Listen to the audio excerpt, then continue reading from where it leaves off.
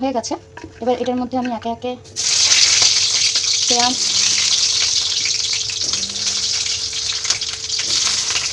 আদা, রসুন,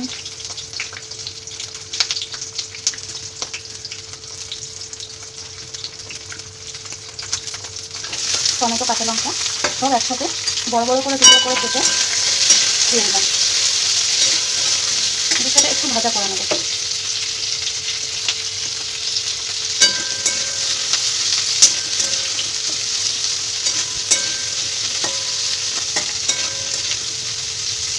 কিছুক্ষণ ভেজে নিয়ে 3-4 মিনিট মতন ভেজে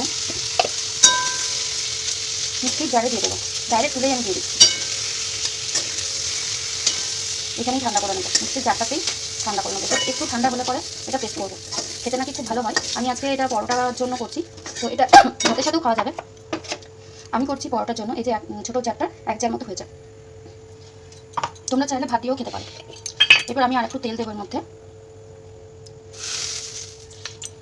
তেল দিয়ে, যেহেতু কড়াইটা গরম আছে, তেলটা গরম হতে বেশি টাইম লাগবে না। গরম হয়ে গেছে, আমি চিকেনগুলো দিয়ে দেবো। ভালো সময় একটু হলুদ দিলাম, যেটা আমি দেখাতে ভুলে গেলাম। হলুদ দিলাম। আর চিকেনের আমি সলিড পিসটাই বেশিরভাগ ইউজ করেছি এখানে।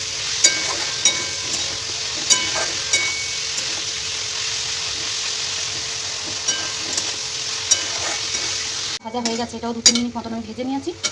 মানে শক্ত করে ভাজিনি, দেখেই বুঝতে পারছেন হয়তো। শক্ত করে ভাজিনি, হালকা করে ভেজেছি। শক্ত হয়ে মানে বেশি ভাজলে তো শক্ত হয়ে যাবে চিকেনটা। এই তেলটাতেই আমি এবারে একটু দিয়ে দেবো একটু দারচিনি আর একটু যদি একটা লবণ। এটাই আমি এর মধ্যে ফোড়ন দেবো।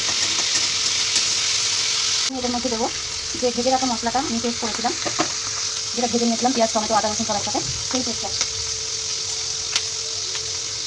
এই পেস্টটাই নাকি আসল স্বাদটা বাড়ায়। তো এবার আমি এটার মধ্যে দিয়ে দেবো দারচিনি আর লং ফোড়ন দিয়ে দিলাম, তারপর এটা দিয়ে দেবো।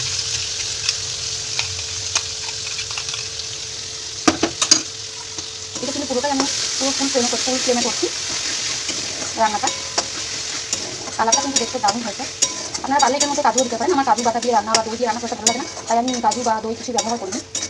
আপনারা চাইলে দিতেও পারেন, না দিতেও পারেন, আমি দিই। এরপর একে একে এটার মধ্যে হলুদ, ধনে জিরে গুঁড়ো আমার একসাথে করা,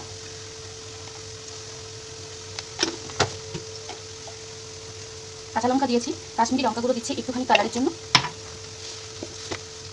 আর দিচ্ছি মিট মশলা হাফ চামচ মতন। একটু নেড়ে নিয়ে তারপর নুনটা দেবো।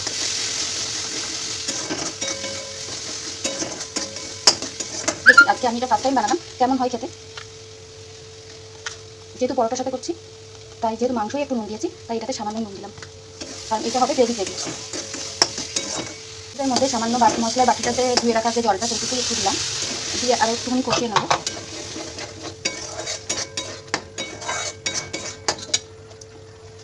এরপর আমি এর মধ্যে একটু গরম মশলা গুঁড়ো দেবো।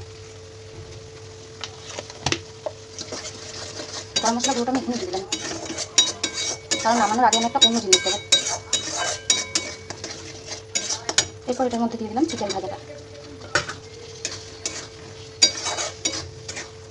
আমিও জানি না কেমন খেতে হবে, এটা ফার্স্ট টাইম আমিও করছি, খেয়ে করে রিভিউ দেবো।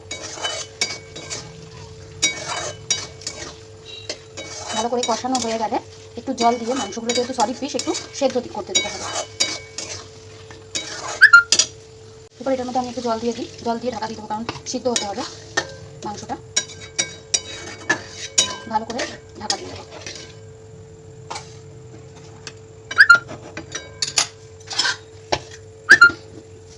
মেখে রেখেছি, ওটাও হয়ে গেছে। এর মধ্যে আমি একটা জিনিস মেশাও বলেছিলাম, সেটাই দিয়ে এবারে নামিয়ে নেব। এটার মধ্যে আমি মেশাচ্ছি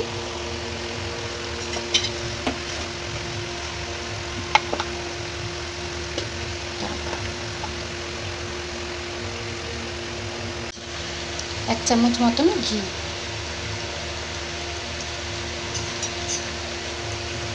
যারা বেশি ভালোবাসো তারা বেশি করে দিতে পারো। আমার ঘরের সবাই ঘি একটু কম পছন্দ করে, আমি আবার খুব ভালোবাসি। এই ঘিটা দিয়ে আমি এই যে নামিয়ে নেব। বন্ধ করে দিলাম। এই হয়েছে আমার চিকেনটা। দেখো কেমন লাগছে বন্ধুরা, দেখে আমাকে কমেন্টসে জানাবে। আমি খাওয়ার পর রিভিউ দেবো খেতে কেমন হয়েছে। আর পরোটা আমার ডিনার রেডি। তোমাদের কি রেডি হয়ে গেছে?